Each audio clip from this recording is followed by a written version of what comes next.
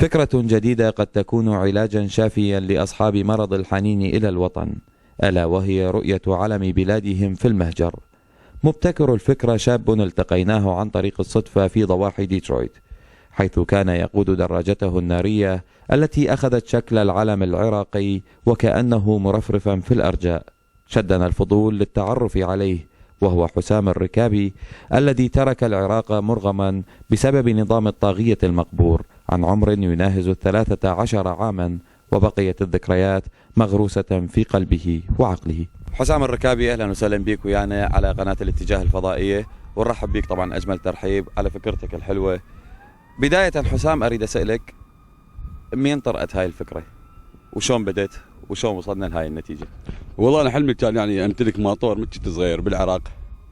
لما جينا هنا الحمد لله والله انطانا بأمريكا يعني تمكنا، اشتريت ماطور. سمعت قرار العلم العراقي راح يغيروه على الحكومة الجديدة. تعرف علمنا هذا يعني نتذكر أيام المدرسة أيام الطفولة. حاولت أرسم على الماطور، طبعا أكيد هواية من الأصدقاء والجماعة عارضوا قالوا بأمريكا وراح تجيك يعني تعرف يعني شبهات ومضايقات من البيض ومن شو اسمه. الحمد لله سويته وكمل وماكو أي مشاكل. وين نفذت ومنو ساعدك؟ يعني وحدك او انت؟ لا مو بوحدي، الفكره مالتي والتنفيذ اني وولد صديقي اسمه محمد الشويلي. سويتوها بالبيت بجراج وين؟ سويناها بالجراج اسمه رايت تشويس مال اخويا وصديقي ابو همام، عراقي طبعا عراقي، ادريس الشبلاوي. ولد يعني شرجك فلوس شيله؟ لا ما تشردنا بصراحه، لان قال ما دام علم عراقي، قلت له راح نطول اسبوعين. قال ما دام علم عراقي المحل كله لكم. انت متاقلم هنا، تتكلم اللغه الانجليزيه بطلاقه، بس شنو اللي رابطك بالعراق؟ وطنك هذا، بلدك اللي تربيت به، بلدك اللي تعلمت به، بلدك اللي صاحبت به، بلدك اللي يعني اهلك وناسك. يعني اذا تنسى بلدك، يعني اذا بلدك تنسى يعني ما عايش بعد.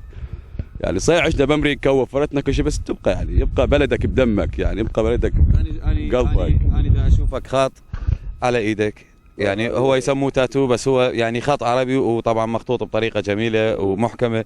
شنو مكتوب به هذا؟ هذا ان كان حبي للعراق جريمه فليشهد التاريخ اني مجرم. طبعا ان شاء الله انت مو مجرم، لانه حبك لبلدك هو مجرم. حب بس يعني باسوء الاحوال انت مصمم ومتمسك بعراقيتك. شيء اكيد.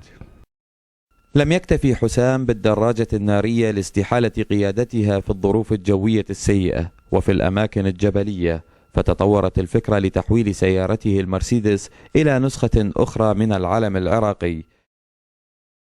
وعلى الرغم من مصاعب الحياة وانشغالات العمل، إلا أنها لم تؤثر على هذا الشاب ليضحي بمدخراته ويصرفها لتنفيذ العلم العراقي على سيارته الشخصية ودراجته النارية، وبهذا يستطيع تحقيق حلمه المنشود بنشر العلم العراقي في كافة أرجاء الولايات المتحدة على حد تعبيره. المحيطون بحسام من أقارب وأصدقاء كان لديهم دور الدعم والتشجيع، إذ يعتقدون أن المبدأ الأساس من الفكرة هو الروح الوطنية وحب العراق.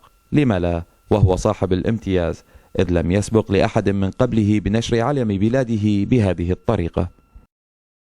والله اول ما سوى الدراجه عجبتني، كان فكره حلوه. سوى علم العراقي، فخرنا احنا العراقيين هنا بامريكا انه سوينا علم، نشوف العلم العراقي بامريكا. ولما قال لي راح يسوي السياره صراحه ما صدقته، بس لما سواها طلعت حلوه الحمد لله والشكر، توفق كل زين. فكره حلوه وكلش يعني عجبتني. طبعا هو يعني اول شخص سوى هاي الفكره، يعني اول شخص بامريكا سوى هاي الفكره انه علم عراقي ويفتر به هنا بولايه ديترويت، وطبعا عنده هو حلم انه يفتر كل امريكا به. حسام صاحبي وصديقي واني صاحب المحل، وعرض عليه الفكره، وفكره وطنيه ولازم اساهم بها، وانطيته الجراج هو والمواد مالته، والحمد لله حقق احلامه، وفكره حلوه وانا معجب بها جدا صراحه.